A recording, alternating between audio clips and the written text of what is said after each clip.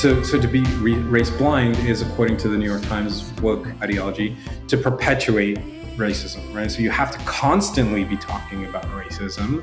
And in order to constantly be talking about racism, you have to constantly be talking about race. I think the deeper trend that you put your finger on is that whenever you see this kind of endless repetition, endless boom, boom, boom, boom, boom, despite all the facts and all common sense, what you're witnessing is the manufacture of a narrative. That's how a narrative gets created in media. It doesn't get created through one article or one point that somebody makes in a podcast. It gets created when the Times, in article after article, across sections, business, metro, whatever it might be, food, books, art, whatever, they are making the same point again and again and again. Welcome to the New Flesh Podcast, the podcast you deserve. My name is Ricky Orpike, and joining me is the media-savvy Jonathan Astro. Look, Ricky, I don't have time for your jokes. I tell you what, I can't wait for this episode.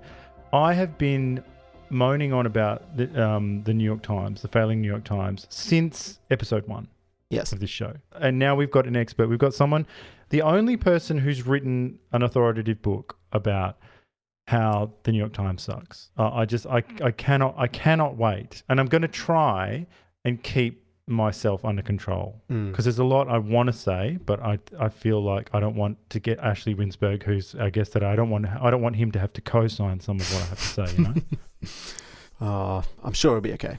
All right, well, let's find out. Ashley Rindsberg is an American novelist, a media commentator, essayist, and journalist now based in London. Rindsberg's most recent book, The Grey Lady Winked, is an investigation of the New York Times and their fondness for playing around with history, among other things. We're excited to have him on the show to talk about all things New York Times and perhaps some other things related to the news media landscape more broadly. Ashley, welcome to the New Flesh.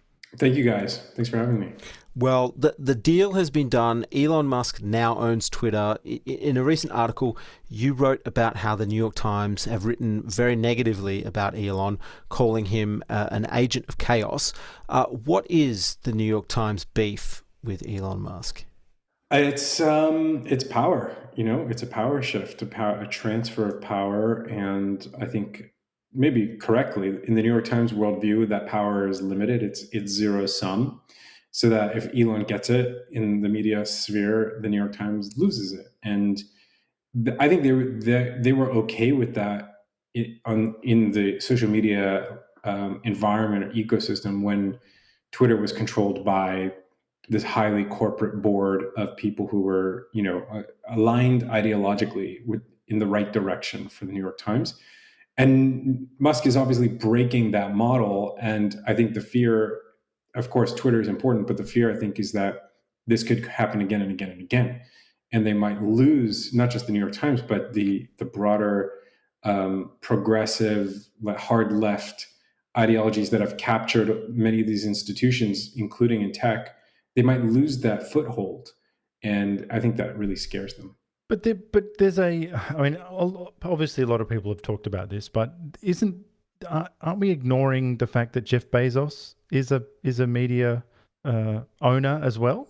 We generally are, yeah. We do ignore that fact, but I think that's a very convenient thing to ignore because Bezos either keeps his mouth closed on the certain issues where Musk definitely does not.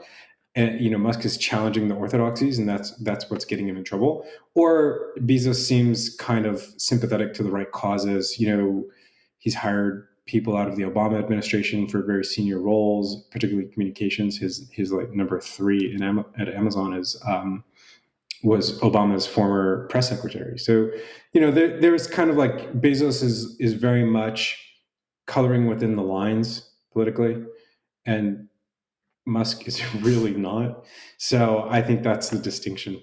Yes, fair enough. Well, before we get into the book, I have a broad question. I would like to know who reads the New York Times, because I read the New York Times and I just thought about it before. I think it might be the most expensive subscription I pay for. But I listen I read in the same way that you'd listen to like a Soviet radio station. And I'm interested. That's right. And I'm interested in who they're pitching their articles at in 2022 and if it's changed over time. I think there's two questions that we could parse out of that one, which is there's who reads it and there's also who pays for it. And that's increasingly diverging in those two things. So it used to be back in the day that, a certain kind of New Yorker and maybe people in the Northeast of America would read it, meaning they would buy it. To read it, you had to buy it. There was no real other option. Now today, you can just kind of get whatever the limit of articles is, 3, 5, whatever, or you can just peruse the headlines, or you can read the New York Times. There's that Ukrainian website that kind of rips off their content, D News or whatever, or any other number of sites that either take their content legally or illegally and sort of repackage it. And there's a lot of people who read that because the New York Times is still a lightning rod for political discussion, even for cultural stuff, and for some of the really great content that they have. I was reading a really awesome article about how to use a rowing machine properly in the Times, where it's cool. I mean, is it vital? No. Would I pay for that? Definitely not. But on the other side of things, who's paying for it? That's the big question, because the New York Times is they're not just trying to survive. That's not what the New York Times does. They're not a surviving organization. They are a dominance organization. For them to be in the field means to own the field. So they're looking at how they can be and remain number one. And really, if you kind of go through the deductive logic, that means being the only one in the sort of traditional news landscape. And I think what they're doing is they are building up a subscription base by, like everybody does, like all content creators do, which is you go for your core audience first.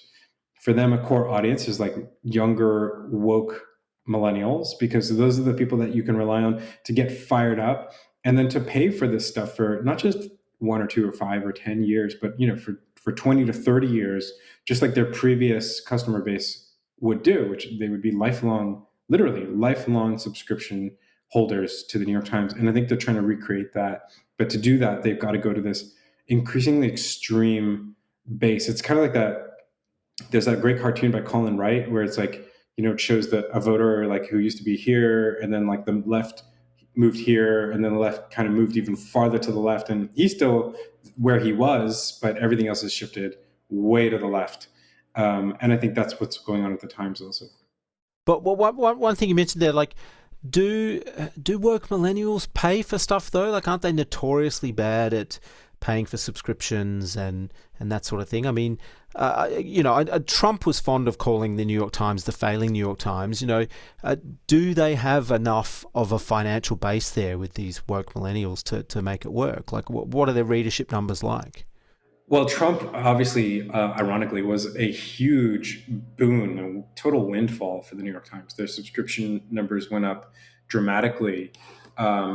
Their subscription, they do have quite a large subscription base. I don't exactly know the numbers right now. It was increasing until recently. It's leveled off. To the question of if millennials pay for it, I think they pay for it if they believe that it's life and death content. This is the future of democracy or nothing. And I think that's why we see a lot of the content at the Times is so polarizing. It's not like let's just take a minute to think about this and maybe we're exaggerating type approach to reporting. It's, the house is on fire, people, and I'm going to sell you the insurance policy now. And that insurance policy is, $14.99 per month at the New York Times forever. And that's why I think when we look at the 1619 Project, which was a great example of this, because the New York Times has had this really compelling marketing campaign for the past 5 years or so, which is truth. If you look at billboards in Times Square, truth matters, and they're equating themselves with the truth. And a centerpiece of that campaign was 1619, the 1619 Project, which came out saying that America was founded not in 1776 when it declared independence from Britain, but in 1619 when the first slaves came to the colonies or were brought to the colonies. And what they're saying is that America was founded in slavery, and that's like a big radical, that what does it mean? It means like if you look around America today, what you're seeing is the remnants of a slaveocracy, and maybe still in many ways a slaveocracy. That, oh my God, like that, if suddenly you put that lens on your eyes and you look around and you're just seeing slavery in your schools, in your libraries, in your fast food, in your highways, and that's like, yeah, I better pay my money to like help fix this incredibly awful. It's like watching the Holocaust unfold before your eyes and not being willing to pay $14.99 to stop it from happening. Of course you're going to pay if that's what you believe. So they actually have a senior vice president there went on the record for a journalism trade newspaper talking about how the 1619 Project was really a centerpiece of the Truth campaign. And it was really about marketing to a new demographic. And I think it was really obviously successful. We're all talking about it. We're all still talking about it. So it worked. The question I have about that is, how long can you keep it going? Because it's a bit like the one of these cults, that's these doomsday cults. If you're like an eschatological cult and you say, yeah, the world is ending, you say it's a slaveocracy.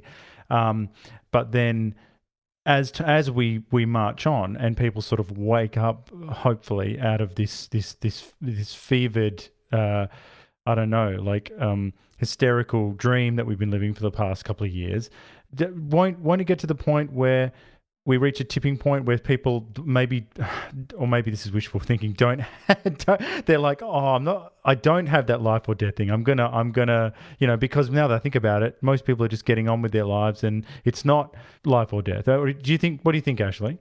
I think that, yes, that's definitely true. I think people you can only live in a state of that kind of readiness, that kind of panic for so long. Like it's why, wouldn't it make sense if every nation just stayed on the equivalent of DEFCON 1, total preparedness forever, then you would be ready for any attack. And of course that doesn't make sense. It's too resource intensive. And I think the same thing psychologically for readers. They're just like, you get to that point where you're like, I just can't be in this place anymore. I can't be fired up every single day. It's exhausting and it's insane. But I also think that on a bigger basis, today is the midterm elections in the United States. They are, there is this kind of consensus that there will be some sort of reckoning for the Democratic Party and its excesses of the last few years. I think that's true. I think there will be, even if it's not today, it will happen in some form. And I think that's the point where the New York Times kind of gets a sense that the wind is blowing in a different direction. And the Times is good at that. They're good at kind of like sensing, or at least they really try to maintain some ability to sense where the winds are blowing economically and culturally, and follow them to some extent, not completely, but they do attempt to. And I think that's at that point where they start to realize, oh yeah, we can't keep preaching to a choir that is essentially 0.1% of the American population if we hope to do this dominance play. Like you actually do need to be a newspaper for everyone. The problem with that is that, and I think this is the problem with the New York Times in general, is that they're controlled by a single family who's making all the decisions. And if that family, if it doesn't agree with their ideological preferences or prejudices, then it just won't happen. And that's what we've seen over and over. The Times is making these decisions that are they're economically, they don't seem to be great decisions because you're alienating so much of your potential customer base. But in news generally, and this is kind of a separate point, the news business, it's not a business, because when you look at news organizations, they don't treat their customers like customers. They treat the customers like almost the journalist. Like who are you trying to please here? You're trying to please this elite class of quote unquote influencers who are not the people paying for your product. And that's why also when you even look at the user experience on a news website, it's terrible. It's like the worst user experience on the entire internet. When you go and try to just whatever website you pull up, and you go through like 6 pop-ups and there's like video running every direction and like ads flying at you from like left, right, center, bottom, top. And you're like, just get me out of here. Get me back to Twitter. Because at least halfway sane, it's because they don't understand that there is a user there who is a customer. For them, the goal is just to put out news content that they think is good, not news content that their potential customer really values. And that's again one of these enormous kind of instances where the news industry completely falls down and has to be subsidized, cross subsidized by other businesses that are owned by parent corporations, and then you have this insane concentration of media because of this factor that no one can really do this profitably on their own. We're unaware of exactly how the midterms are going to play out, but there is a sense that the Republicans are going to slay the Democrats. If that does happen, do you think the New York Times are going to double down on some of this, apocalyptic rhetoric, or are they going to dial that back a bit, do you think? I think short term, they're definitely doubling down. That's what they do. They double down. They are one of the most unrepentant organizations that you can find. It's like you look at any other company, and when they make enormous missteps, they're like, they do the whole like listening tour thing, like, we're sorry, we heard you. The New York Times does the complete opposite. And like, instead of saying we heard you, they're like saying fuck you. Like you guys you're idiots if you think we did anything wrong here, and we're going to show it to you by like doing the same kind of content times 10. And again, I don't know, maybe there was this, and this was actually a New York Times story. There was an eyeglass company online that their product was so bad that it created enormous numbers of negative reviews on review websites. But that actually had the effect of raising the company's profile online and on SEO. So they would actually get more business for it. And you kind of feel like that might be the similar or some kind of analogous phenomenon with the Times, where so many people hate them. It's like, I wrote this book, The Gray Lady Winked, about the New York Times, and I published it. And I'm like, yeah, okay, I can sort of see where like conservatives might like the book, or maybe like there's like very hard left that also dislikes the New York Times as well. I'm like, yeah, maybe them too.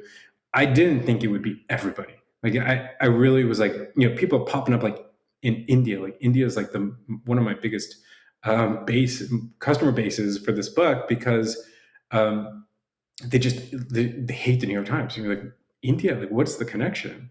And tech people and crypto people, and just it's all over the place. And like traditional liberals. So all these people hate the New York Times, but the effect might be that everyone's just constantly talking about the New York Times. Like we're not here talking about USA Today or Financial Times or Economist. Like we're only talking about this one newspaper. So there might be something to that phenomenon as well.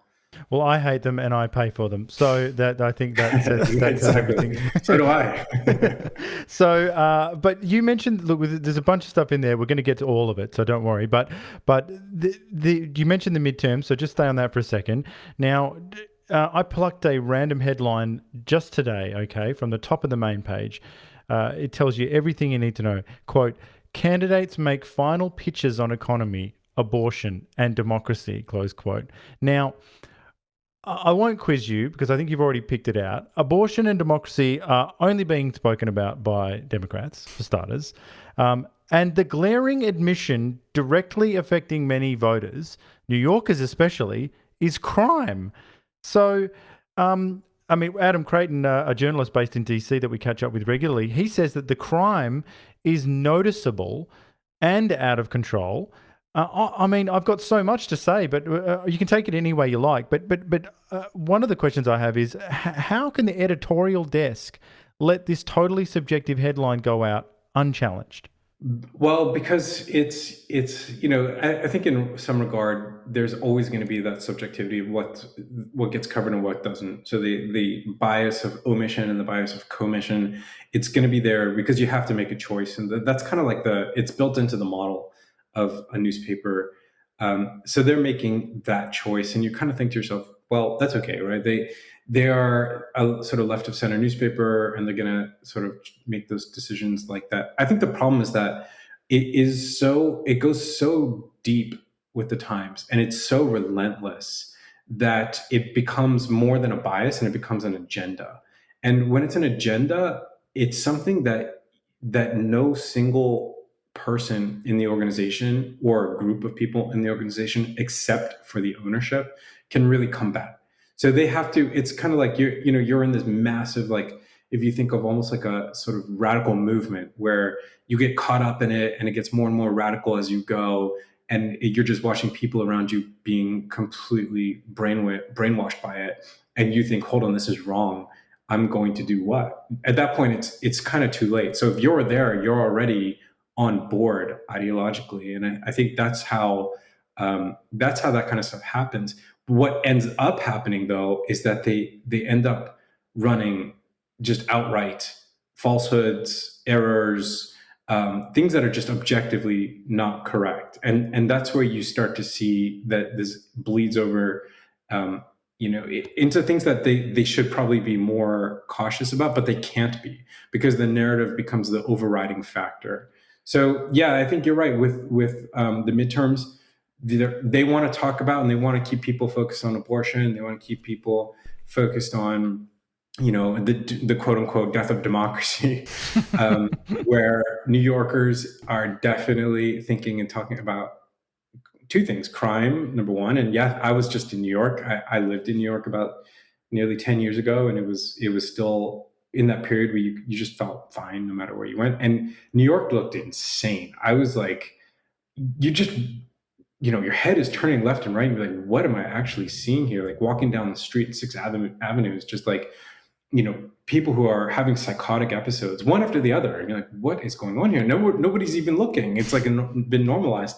But then, of course, the other big issue for everybody is the economy, and that's the thing that you can't message around it. You can only ignore it. It's that bad. You can't pretend, as the media tried to do, that inflation is good for us, that it's going to be good for Social Security because people's Social Security checks are increasing, or that it's going to be good for the environment because of whatever. So they have just ignored it. And again, they do that at their own peril. It doesn't, I think people start to look at this, and those like center left people, not the hard left, but the center left readers who are like, hold on a second, I can barely afford to buy groceries right now, and the New York Times is talking about the death of democracy.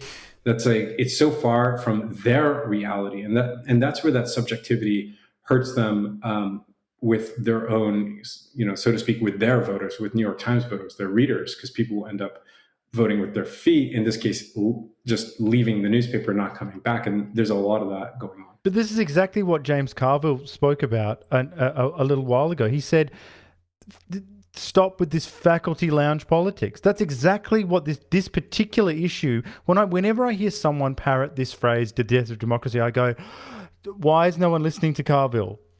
Yeah, because why are they not listening to him? I think they can't at this point. I think it goes back to that same phenomenon where the entire party, the Democratic Party, is so captured, is so in the tank with these. We could like look at it from the outside and see it as a single monolith, as like the faculty lounge politics, or woke, or whatever we want to just use, as a concept to describe it. But within that system, they're not looking at it as a single monolith. They're just looking at it as like 10, 20, 30, or 40 principles that cannot be violated. So they're not going to be. They can't violate the idea that, Trump is destroying democracy, or Republicans are evil, or that human rights and whatever they are, they go one by one, and they just have to maintain this adherence to those principles, and the outcome is just craziness. But they can't let go of it. And I think that's where they're the great business thinker, Jim Collins, who wrote Good to Great, a famous business book. He talks about how you can have a flywheel in business, where the more you go, the more you pull, the faster the flywheel turns, and the faster it turns, the faster it continues to turn. And the opposite of that is this sort of doom spiral, where the more you get invested in that spiral, the farther down you spiral. And that's clearly what I think is happening with the Democratic Party. They just cannot pull out of it at the moment until they crash. And I don't think, I don't, for me, that's not like the desired outcome. You've got a lot of people on the right who are like, yeah, destroy them. But that's not really what you want. You really want balance restored. You don't want just like want half of the party, the half of the country's party to be in utter shambles and be this like running shit show. That's not the goal. But I think that is where we're heading. We follow the culture war issues fairly closely, and to us, it's beginning to seem a lot like a lot of the trench warfare we see in the opinion columns of the New York Times is actually part of an uncoordinated push to get everyone talking about gender and race and not about class. So if you work at the New York Times, especially if you own it, you are clearly part of an elite, highly educated minority. You have your hands on the levers, so to speak. So you're most insulated from the extreme views you spout, and you desperately need people to not pay attention to how you pay for the rent, how you pay the rent for your Brooklyn apartment. Do you think the New York Times misdirects its readers away from class and towards some of these sort of more niche issues like gender and race?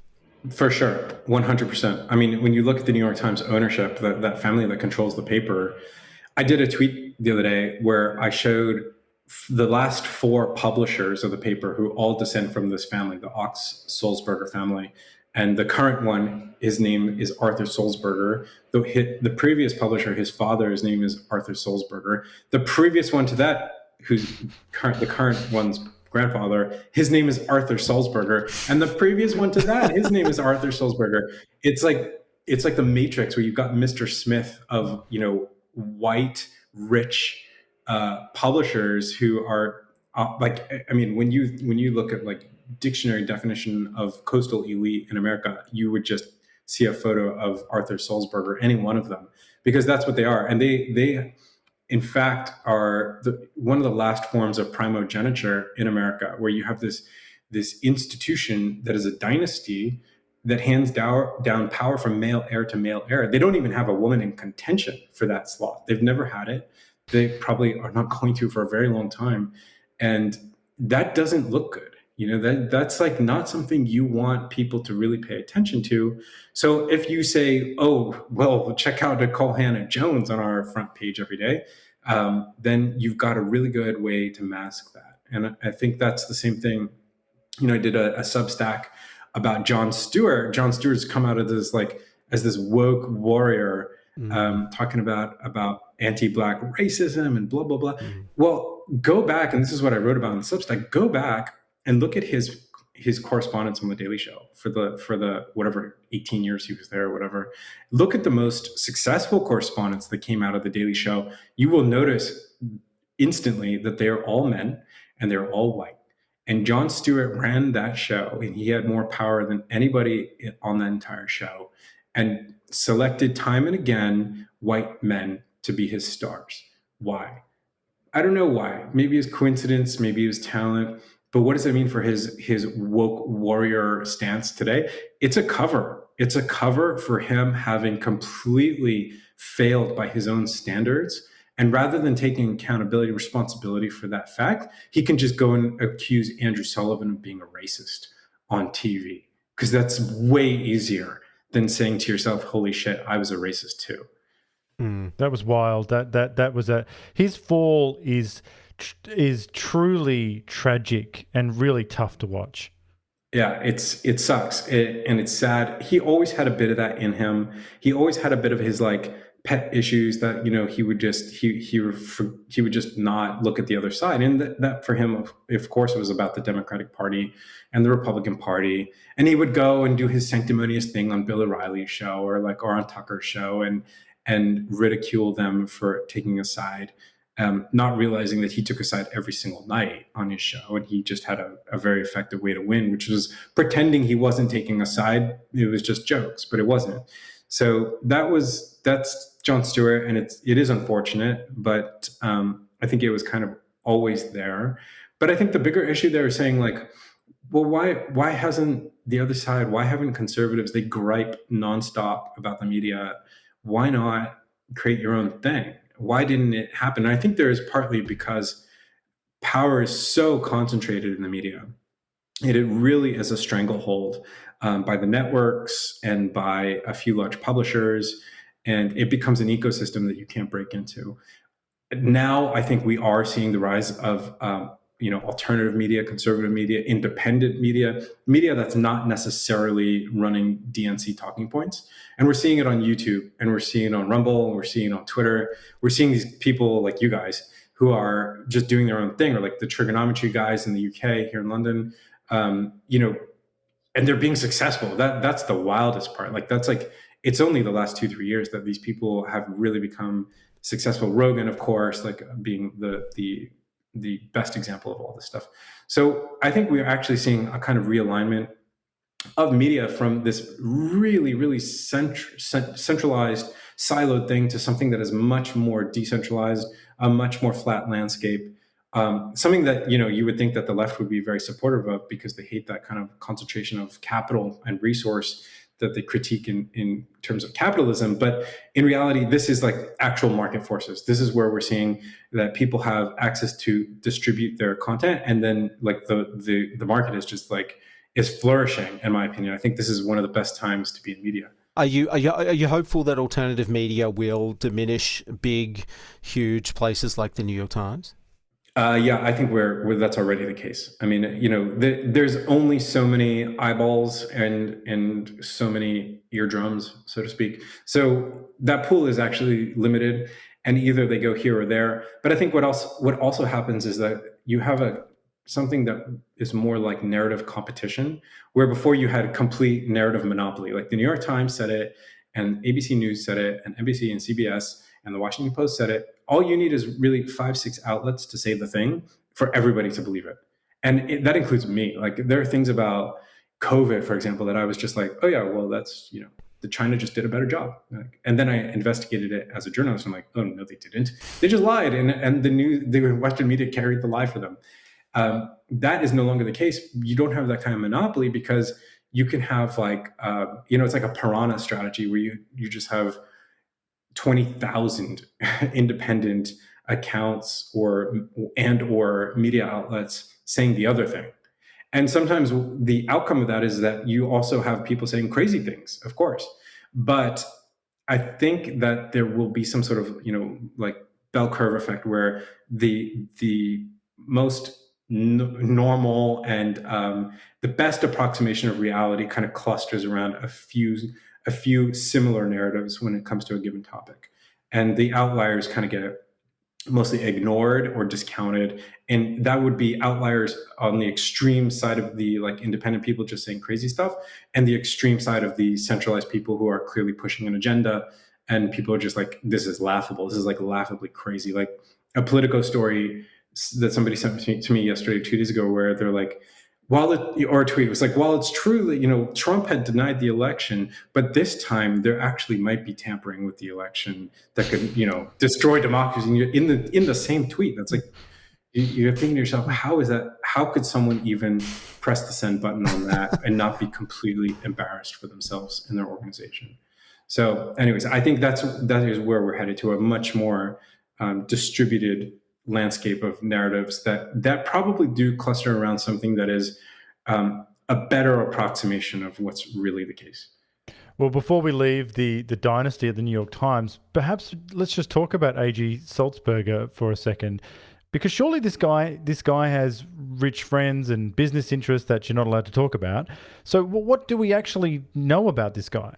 Nothing. That's the crazy part. The Hollywood foreign press, just sort of like a shadowy figure. Yeah, we know what Wikipedia allows us to know, and that's partly because the media won't cover him.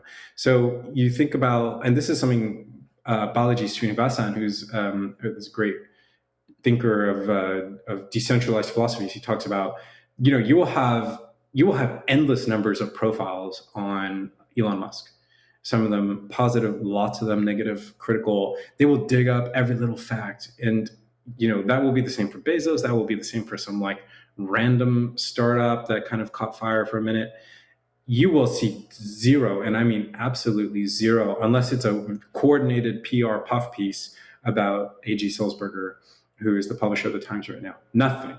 You will have no investigations. You will have nobody looking into what this guy might have said, where his business interests lie. You will have only at the very, very most one article about sort of who's in the running to become the next publisher, which they had that piece back when he was made publisher. It was like, was it going to be him or his cousin? That was the story. So you really don't have any visibility into who this person is, really.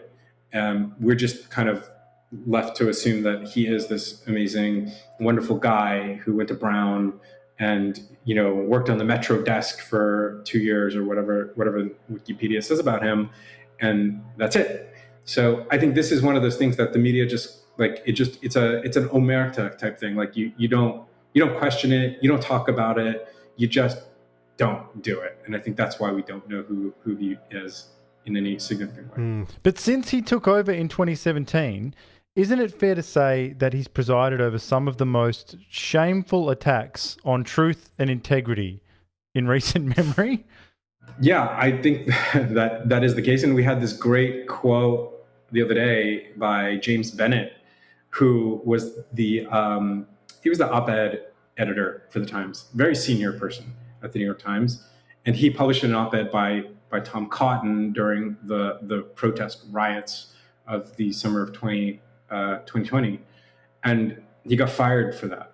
So he has this quote where he talks about how A.G. Sulzberger just lit him on fire, basically, or something along those lines, like really extreme, because that is exactly what happened. Like they commissioned an op-ed by a sitting U.S. senator, a Harvard graduate who served his country in the military, and for that offense, Sulzberger just fires the guy because the newsroom didn't like it. The public didn't care. That's the interesting thing. Nobody was like, "Oh my God, that Tom Cotton." Maybe there was a few people on Twitter who didn't like it, but there was the newsroom who didn't like it, and he just dumped him overboard.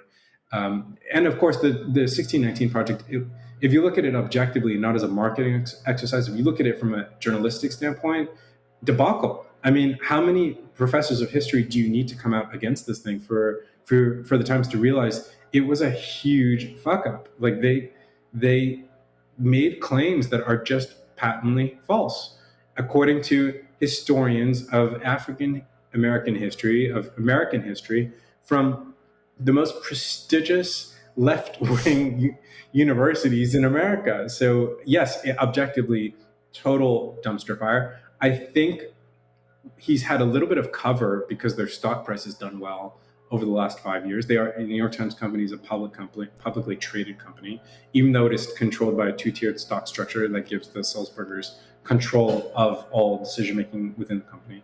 But because we've seen this kind of general rise in securities and public markets over the last 3, 4, 5 years, or even longer. So the stock price is doing well, and no one's, money's coming in. You don't ask questions. It's like the famous line from Evita. So I think that's given him a lot of cover. But I think the accountability, the call for accountability, is not far off. Well, I'd like to take things back a little bit further, and maybe you could give us a bit of an insight in how this all began. Like how did the New York Times begin? The Times was sort of a local New York paper in the toward the end of the 19th century, and it was bought by a German Jewish immigrant to the United States, to New York, whose name was Adolf Ochs. And Ochs was you have a lot of the times the founder of a dynasty that really is interested in doing well and making a difference, and that was very much the case. He was a good businessman, and he really set out these principles that he was interested in objective, neutral, gray news. That's why they called it the Gray Lady, like a very gray tone. And he laid down those principles, and the New York Times stuck to them for quite a while under his tenure. And then, it became very successful. And then it was handed off to the first son-in-law, and then the kid of the son-in-law, who was the first Sulzberger, Arthur Hayes Sulzberger, and then it just became Sulzberger land. And I think that's the corrupting effect of a dynasty. There's a great nonfiction book editor named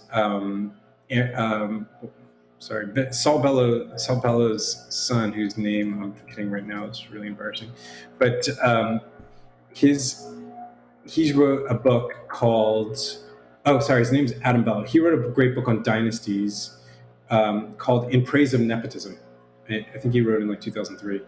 I blanked because there's a gardener outside my house blowing leaves with the most, of course, the noisiest instrument in modern society, the leaf blower. So anyways, I think that's the effect that we see. Like, you have a dynasty, and the dynasty corrupts. It corrupts itself, and it corrupts the thing that it owns in service of its own interests. And that's what we've seen with the New York Times happening, and still happening to this day. And it will continue to happen until someone pries control of the Times from their fingers.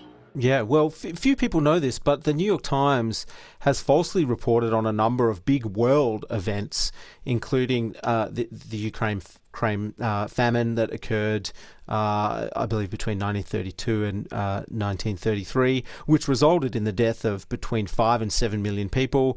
Then you've got the Holocaust. They also falsely reported that Poland invaded Germany to start the Second World War. Can you give us some background on these big misreportings? Yeah, it's the premise behind my book was to say, all right, let's look at some of the New York Times reporting and how it changed history, misreporting, where they got the story wrong, how they got it wrong, why they got it wrong. And the bar that I really wanted it to meet was that each chapter, each event had an impact on the way history unfolded. So in the first case was their Berlin bureau chief in the lead up to World War II was a Nazi sympathizer, and he actively worked to advance the Nazi cause from his perch as the New York Times Berlin bureau chief. So in my book, he's a collaborator, the way I think about him. And they covered everything from the 1936 Berlin Olympic Games as this incredible success, and they downplayed Hitler's potential to create destruction and havoc again and again and again. They called him a lofty, unselfish patriot who was probably going to retire to Bavaria. And they praised Munich, the Munich Accords, which we all know today was a complete disaster for world peace. It's what empowered Hitler to go ahead with his plans. So again and again and again, you have this thing. It wasn't just one incident. And then you look back and you're like, how is this possible? And what you discover is that this guy was a Nazi. And the even more shocking part of it is that the New York Times owners, the Sulzbergers we've been talking about, were alerted to this fact by a Jewish editor in New York. And their response was that they threatened to sue the guy, the editor, for libel if he ever mentioned it to anybody. And that was because they were protecting their business interests. The editor, the Berlin bureau chief, the Nazi in Berlin, Guido Inderis, he was getting great information. He was getting scoops because the Nazis would really bring stuff to him before anybody else, because they could count on him to deliver a favorable story. So it was this kind of positive feedback cycle where he did good stories, he got better access, more stories, more access. And the Times realized that that's a gold mine. Like, you're breaking stories like that. You don't want to give that up in the middle of a war. You can't find anyone to replace you. They probably wouldn't let anyone back into Germany at that point.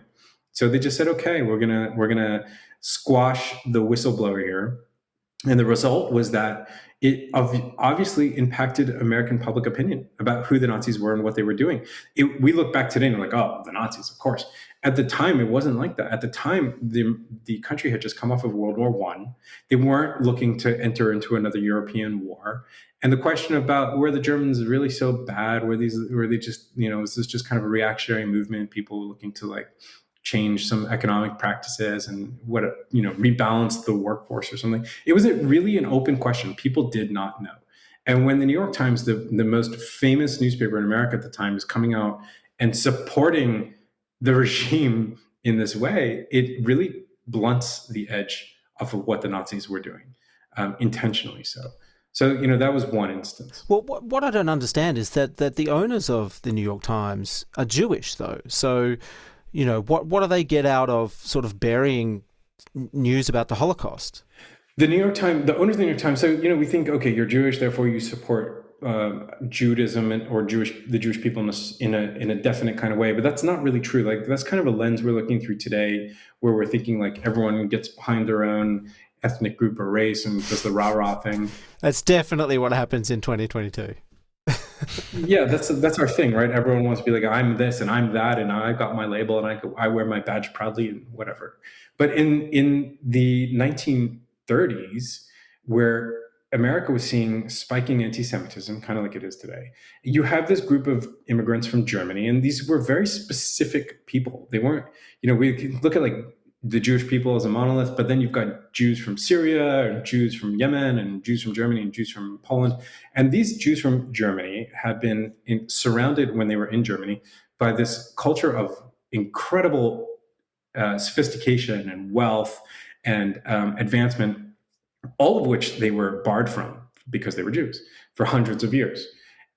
They were charged a pig tax, the same tax you would pay to bring a pig into Berlin in order to walk through the city walls, the gates of Berlin, until they were liberated by Napoleon. And then you have this just deep desire to integrate, this deep desire to just be like the people around you, the regular Germans around you. And that's very much what happened to most of the German Jewry, of which I'm a descendant, by the way. So when these same people came to New York, they brought with them that same ethos, that same desire to fit in, to keep your head down, to be in the way the New York Times ownership would think about it as any other American. And just instead of worshiping in a church, you worship in a synagogue on Saturday rather than Sunday. So when it comes to the Holocaust, what the Holocaust is the systematic murder of the Jewish people. These guys didn't believe there was any such thing as the Jewish people. They were just people in different countries who worshipped in different ways. And that's why for them, it wasn't a legitimate category. And the Holocaust wasn't something they wanted to note because they were afraid that they would be seen as being a Jewish newspaper, not an American newspaper. And to be a Jewish newspaper at a time of rising anti-Semitism in New York, again, that would have hurt the business. That would have offended their ideology, their ideological prejudices as this unique kind of German Jewry that they were, and that kind of explains why they did something that is so seemingly impossible to understand when you look at it from 2022. Perhaps you could tell us who Walter Duranty was, because he's sort of like a bit of an interesting character here. Yeah, Duranty. I mean, it's a weird thing because Duranty is like, there was this sort of, today's a conflict between Ukraine and Russia. It's a war. Back then, it wasn't a war. What happened was Joseph Stalin came to power, and he needs to consolidate power. He needs to get people in line. So he does the Stalin thing, which is like, let's just kill a few million people. And he did that by killing these collectivized peasants. They were not proletariat. They're not like industrial proletariat in factories, and they didn't want to. They had like partial ownership of these shared farms that they didn't want to give up because they were doing well. So his response is just to murder them by starving them to death, and that became known as the Ukraine famine, Holodomor. And it's estimated to have murdered 5, 7, some people say up to 10 million people. The New York Times had a correspondent in Russia, is probably at the time the most famous international correspondent in the world. His name is Walter Duranty. And Duranty just denied it. He just said there was no such thing. It's not that he said, we don't know if it's happening, we're not sure if there's a famine. He said there is no famine. He knew there was a famine. He saw with his own eyes. He admitted it to his friends and colleagues that there was famine. He denied there was a famine for political reasons. And the reason being that the big question on everybody's minds in that time in the United States, in terms of international relations, was, is the United States going to recognize the new regime, this new Soviet regime in Russia, as the legitimate government of Russia, which the United States had not done that. Since the revolution in 1917, until that time, the United States did not recognize the government. There was a huge push by the American elites, including the New York Times, to have FDR, who was coming into office, he was a governor at that moment, but he would soon become president, recognize the USSR. But you were not going to accomplish that fact if that same government had literally the year before just murdered 5 million of its own people by intentionally creating a famine. So the New York Times stepped in. Durante denied there was a famine. Again, you have this most influential newspaper in America denying it. Therefore, is it really true that it happened? I'm not so sure. Maybe it happened, maybe it didn't. Possibly it didn't even happen. This is what people would have thought to themselves. And then you have Durante sitting with FDR while he was governor, urging him to recognize the USSR. Then FDR does go through with the recognition of the government. And there's a massive gala event in New York City at the Waldorf Astoria, attended by the ambassadors from the USSR to America and the American ambassador to the USSR. And only one man there gets a standing ovation, and that was Walter Durante. Because everybody in that room, which included the biggest power players of American society, business, and politics, understood that it would never have happened without his intervention, which is to say that you could not have the government of America recognize a regime that had just committed genocide. So the solution there is, let's just make the regime not innocent of genocide rather than guilty of it. And that's exactly what happened. And that was the big lie involving Durante that's still told today. So the New York Times today will tell you, oh, he was just a rogue reporter. He was slovenly. Durante was educated at Cambridge. He spoke fluent Russian in addition to 3 or 4 other languages. He was a brilliant reporter. He was incredibly famous for his reporting. And he was anything but slovenly. He was very well read and very well traveled across Russia. And he, at some point, it was around 1931, he went to Berlin to renew his passport at the embassy there. And he tells the officer, the State Department official there, that in accordance with in the coordination by the head of the controlling, the owners of the New York Times and the Soviet government, everything the New York Times reported on Soviet Russia was pre-coordinated with the government, the Russian government. And the State Department official finds this so significant, he enters it into the official State Department record as a memo, an official memorandum. So again, you have Durante admitting to this much bigger, deeper thing, which is really a conspiracy. And it's on the record. All this stuff is out there, but the New York Times still, oh, by the way, Durante then wins a Pulitzer Prize for his reporting on the Ukraine famine. And the New York Times today still has kept that Pulitzer and refuses to return it. Isn't it interesting that they'll talk about Trump and Russia collusion, but here is real collusion. That's that's not a conspiracy theory. It actually happened. What do you think would happen if they came out and admitted it and just said, this was something that happened, a long time ago, and they apologise for it, and maybe give that award back? What would be the downside for them? I think the downside is that in their minds, then you open the can of worms and everyone starts looking at all the other Pulitzers.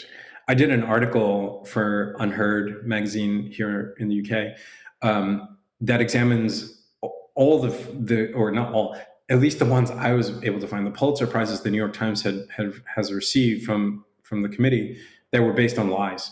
I've counted at least 6 or 7 of those prizes, and I'm just one guy. So what happens if you have the entire internet being like, well, what about this one? What about that one? Should you not have given back the one where the Pulitzer that they won for denying that there was radiation poisoning after the atomic bombing of Japan by the War Department? That was a piece of propaganda produced by the New York Times and the War Department. And the science writer for the Times got a Pulitzer for that reporting. Maybe that should be given back. What else? The stuff coming out the Berlin Bureau that I was talking about, that was run by a Nazi. 2 of those reporters from that bureau won Pulitzers. It really becomes then endless. And then the New York Times puts its credibility on the line, which is the last thing it wants to do. So it's just easier to say, you know what, we're just going to take the punches on this one and just continue to shift blame to this one guy who's been dead for 50 years, rather than create a whole new set of scandals that we have no ability to predict at the moment. So just bringing us back up to the modern day for a little bit, Ashley, I feel like the New York Times has a fetish for the word black, capital B. Whenever it appears, it's capitalized, as I say. it's as if they're screaming the word or bringing it up when no one asked, or in some cases not bringing it up when it seems prudent. And now I know John McWhorter has written about the difference between being black culturally or racially, but still, there's something about the constant way the New York Times says, Mr. Blah Blah, who is black? And they scream it at you. That really gets my goat. And I just want to say, to them, sometimes it's a story about a secondhand bookseller. Who cares if he's black? I mean, why aren't they embarrassed about their inappropriate obsession with this word black? I think because it touches back to again another ideological principle today, ideological and cultural principle, which is that we are no longer allowed to be race blind. That's not to be race blind is, according to the New York Times woke ideology, to perpetuate racism, right? So you have to constantly be talking about racism, and in order to constantly be talking about racism, you have to constantly be talking about race. So I think that's part of what they're doing there. And while there might be that kind of this like weird insistence on labeling every single person who's black, there's also this other, on the flip side, again, back to the Jewish question, like this weird constant bone picking when it comes to Jewish people and Jewish culture and Israeli culture. And you're like every turn, you're like, again, we're like seeing the New York Times claim that all of Israeli cuisine has been appropriated from Palestine. It's like over and over and over. It's this constant drumbeat. But I think the deeper trend that you put your finger on is that whenever you see this kind of endless repetition, endless boom, boom, boom, boom, boom, despite all the facts and all common sense, what you're witnessing is the manufacture of a narrative. That's how a narrative gets created in media. It doesn't get created through one article or one point that somebody makes in a podcast. It gets created when the Times, in article after article, across sections, business, metro, whatever it might be, food, books, art, whatever, they are making the same point again and again and again and again. And what rises out of that is a narrative. So in this case, that narrative is that race matters more than anything, and that we have to put it at the center of every single conversation. And that goes back to our point about race versus class. And we're not talking anymore about class. We're not talking about, that the black person that's being discussed in this article could be a multimillionaire. It doesn't matter anymore. What matters is race. So we've exchanged race for class as the most important category. And I think that essentially that's what it's about, manufacturing that narrative. Dystopian. Well, I've heard some moderate voices that I trust say that the New York Times is still the home to great reporters and great straight reporting, and that this is separate from perhaps and overshadowed by the clickbaity opinion section, which is where we get all the white supremacy, CRT, and the trans stuff, which is mainly all the stuff I read. Is this accurate?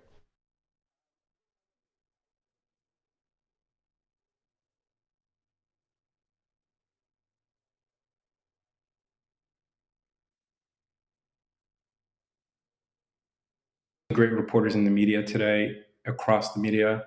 And there's even more important than great reporters, lots of good reporters. Like I feel like that gets lost. Like we're all looking for great. We're all looking for the next Bob Woodward or what have you. Where reality is that most of the like day-to-day news that gets produced that's really essential is it's done by hardworking reporters. And most of the time they're not stars. They don't have personal brands. At the Times, I think that the narrative so suffuses the culture there that I would be really hard pressed to find that person, to find that reporter who is a reporter, meaning that sort of like shoe leather, blue collar take on what journalism used to be. And instead of that is today the kind of personal brand manufacturing, superstar with the glint in the eye, and networking more than reporting. I'm sure that person is at the Times still the good reporter, or someone who's just doing their quiet thing in a very nice way and producing good stuff. I think most of the Times, though, is about those superstars and the people who want to be them. When you look at Maggie Haberman, when you look at Peter Baker, or there's just an endless list. I think of the Times as Jerusalem bureau chief, who's just it's just a disaster. Like the reporting is just ridiculous. And then you look at people who are at other papers that are smaller or regional or local, and you're like, wow, this person, like, you can see how much they sacrificed for a story that's not going to break the internet. It's not going to win Twitter that day. It's just going to be another little piece in the puzzle, and it probably cost them months of effort, and that's just what they do. So I think the Times is not that institution anymore. And I think that maybe we do have those people elsewhere at the Post, at the Washington Post, as an example.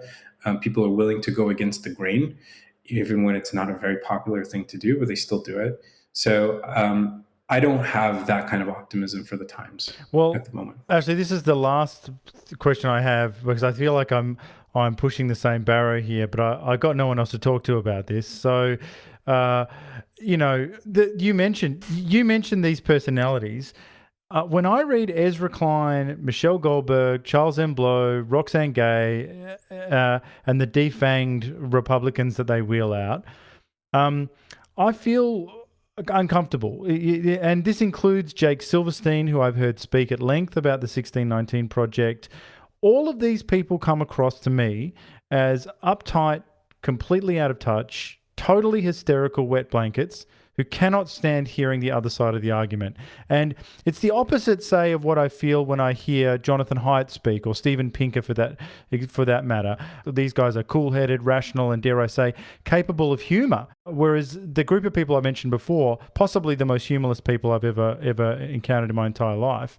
Now, am I being unfair here? These people, and the problem is as well that all of those headliners, Ezra Klein and whatnot, that kind of is the New York Times for me now. Like the straight reporting, I think, is deep in the paper itself. The cover is, or the start page is loaded up with these shrill, screeching modern progressives, and I find it really overbearing. So, what's your read on it, Ashley?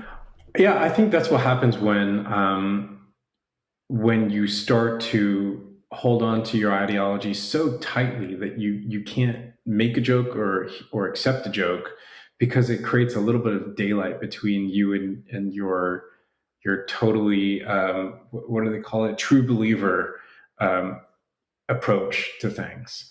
So, ideologues are not funny. Hitler's not funny. Mussolini was not funny. Charlie Chaplin lampooning Hitler is really funny, because it's like it brings us out of this, in Jordan Peterson terms, out of this realm of total order, the ordered belief of a very set and very rigid ideology, and into the realm of chaos, where you're thinking, I don't know, maybe I'm wrong. Like, it could be funny if I'm wrong, and it could be my humor might lead me to believe I'm wrong even more dangerously, or may lead my audience to think I'm wrong.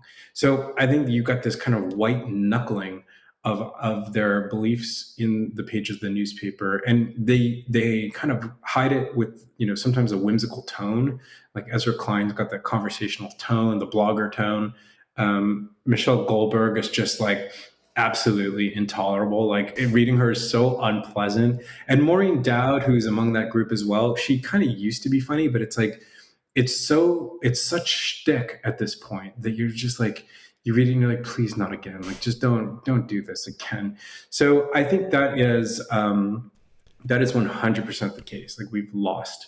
They've lost that ability to be self-reflective enough to be funny, and to be open, and to listen to what the other side might have to say to them. That's the biggest downfall, is that the other side of your ideological divide are not your ideological adversaries.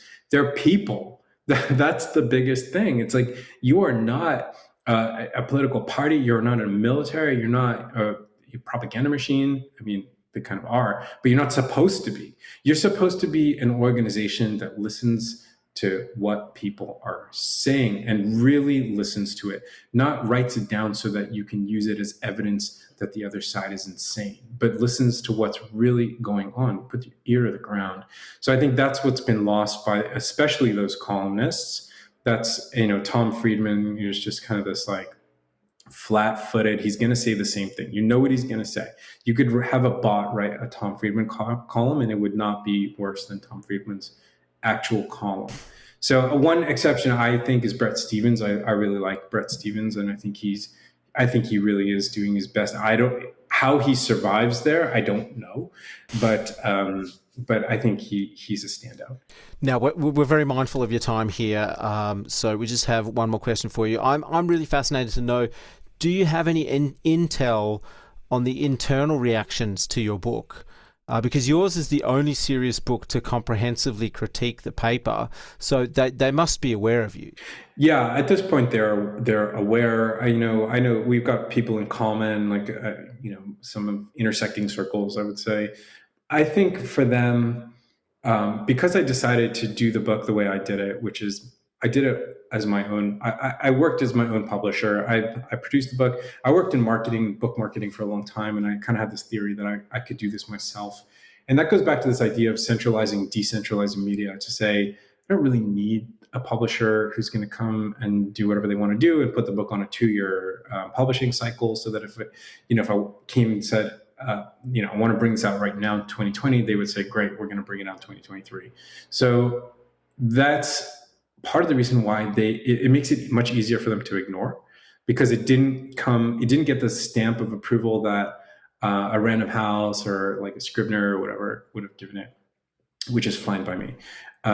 I think that's not where the interesting conversation is happening. I don't need the New York Review of Books to do the lengthy review that a more sympathetic book would have gotten about the Times would have gotten from that kind of publication. I think there is probably a point where your audience gets big enough that the gatekeeping is not a factor anymore, and they just see you as a force that needs to be reckoned with. And that's the point where they begin the attacks. So they haven't begun the attacks on me, at least not the Times, which means to me that they're not particularly concerned or scared. And I think that makes sense. One book is not what's at stake here. I think what's at stake is that millions of people around the world are looking at this newspaper and being like, I just don't believe them. I don't believe what they're saying. And that's the threat. Whether they're reckoning with that threat that's a much bigger question. And I think that's where you see that they're probably not grappling with that question. And that to me is where their major vulnerability really is. That they could have some sort of like Musk style takeover, which is possible. I don't think it's really that feasible given their stock structure. But more to the point, they can just be replaced. Right? They've lost that monopoly. They've lost the equivalent of like a broadcast license that kept all the network news stations in place, and they just don't have it anymore because it doesn't matter. So I think there's no moat. There's no longer a moat, and I think that is the big question for them. And I would be very curious to know if anyone's talking about that at the Times. They've talked a lot about, their digital strategy. That was the big question for many years. Do they have a good digital strategy? But they've never talked about their ideological strategy or their strategy, their philosophical strategy to dealing with a changing media marketplace and a changing political spectrum. I think that would be the interesting question for them. Well, Ashley, just a final question, which we ask all of our guests. We'd love to know what you're reading right now. I'm actually reading, which I'm a bit late to the game, but I found it in a secondhand shop. I'm reading Jordan Peterson's 12 Rules. I think it's called 12 Rules for Life. I'm reading a biography on Elon Musk. Again, secondhand shop, found it, looked awesome. And I'm reading Andy Grove's, the former Intel CEO's book about running Intel in the 90s, which interestingly begins with a story about media misreporting that lopped off $500 million of Intel's value in one day. So that's another great story. Wow. That sounds fascinating. That's a really interesting story. Long story short is that Intel came out with this really important processor in like 1994. They found that there was a bug in the processor, a little flaw. And the flaw was that there would be an error on a spreadsheet for an average user once every 27,000 years. So if you use the program for 27,000 years, you would get an error. CNN found out there was a flaw. They blew it up. They sent camera crews to Intel's headquarters and triggered this massive panic about the chip. And it cost Intel $450 million, which means it cost Intel's shareholders $450 million, which included pensions, which included, just regular people who just lost that money because CNN wanted to make a spectacle, and they did. Well, that sounds fantastic. Ashley, we want to thank you for being so generous with your time today. Thank you so much. Thank you, guys. We appreciate it.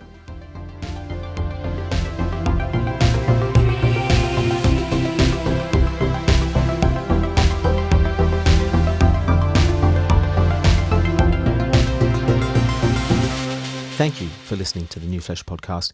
If you like our work, please consider rating us on Apple Podcasts or even writing us a review. It really does help the show reach a wider audience. We'll be back with another episode next week. Until then, long live the New Flesh.